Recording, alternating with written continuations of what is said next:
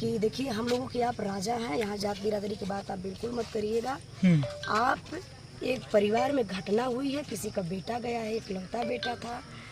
अब उस परिवार के लिए सरकार को कुछ सोचना चाहिए। फिर पता चला को जमीन बेच के अपने तीन बेटियों की शादी की है, 3 बेटियों की शादी की और वही इनके दूध का व्यवसाय जो होता है गांव में, भैंसिया वैसिया रखते लोग, उसी से इनका खर्चा चलता था।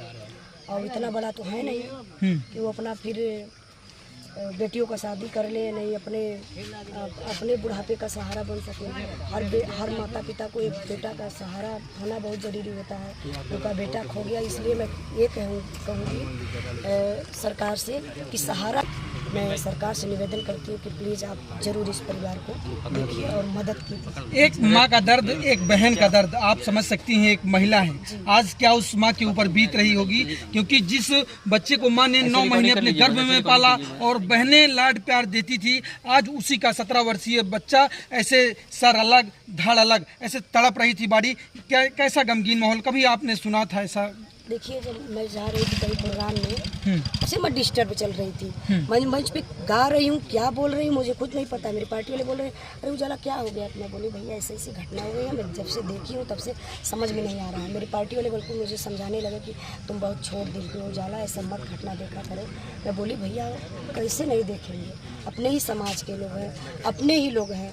कई इंसान जानवर में समझिए कि कुछ इंसानियत मिल जाता है भैया, बल्कि इंसान से अच्छा जानवर है आज। जानवर को भी अगर आप कुछ कह देंगे, एक बार डांट देंगे तो मान जाएगा, लेकिन इंसान नहीं मानेगा। और कहा बताया कि कितना वो परिवार आज दुख में है। किसी के साथ ऐसा नहीं होना चाहिए भैया।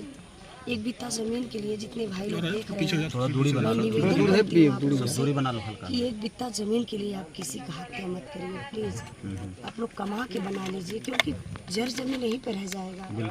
एक दिन सबको वहीं जाना है, कोई समय से पहले चला जाता है, कोई समय से जाता है।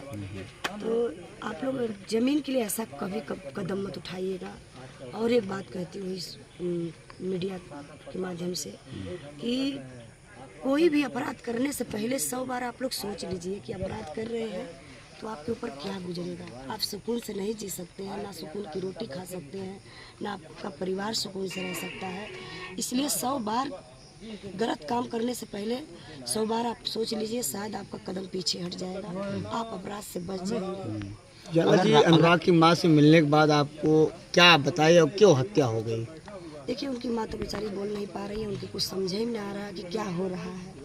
किसी का बेटा गया, वो आल्हर बच्चा गया, जो कि अभी बता रहे थे उनके पिताजी की अभी उनकी माँ हाथ से खिलाती थी। बोलते थे कि मैं डांट रहा था कि आप हाथ से खिलाती हो, कहीं कमाने के लिए जाएंगे तो कैसे रह पाएगा बेटा मेरा बाहर। इसीलिए बोलते थे कि हमेशा मेरी पत्नी से झगड़ा हो जाती थी कि इसको तुम बहुत मानती हो। इकलौता बेटा थे, 5 महीनों में अकेला बेटा, और बहुत बेचारा अभी पढ़ाई लिखाई चल रही थी शायद। ताइक्वांडो खिलाड़ी था। जी हाँ, खिलाड़ी थे शायद, कई जगह मेडल भी जीता था और इंटरनेशनल के लिए तैयारी कर रहा था। हाँ, और अपने ही क्षेत्र का, अपने जिला का, अपने गाँव का, अपने प्रांत का नाम होता, अपने देश का। अगर विदेश में जाते तो अपने देश का नाम होता। अच्छा लड़का था वो बेचारा, क्या किया जाए। अच्छा, जिस प्रकार से दोषी को गिरफ्तार किया गया लखनऊ से, आपको क्या लग रहा है कि उसके ऊपर कुछ कड़ी कार्रवाई होगी? लगातार बाबा का बुलडोजर जो है वो अपराधियों के घरों पर चलता है, और जब कहीं कोई बड़ी वारदात हो जाती है, लूटपाट की हो जाती है, तो वहाँ पर योगी जी का एक्शन दिखता है, लेकिन यहाँ पर दिख नहीं रहा। पूरा गाँव यहाँ पर देखा है, क्या हुआ?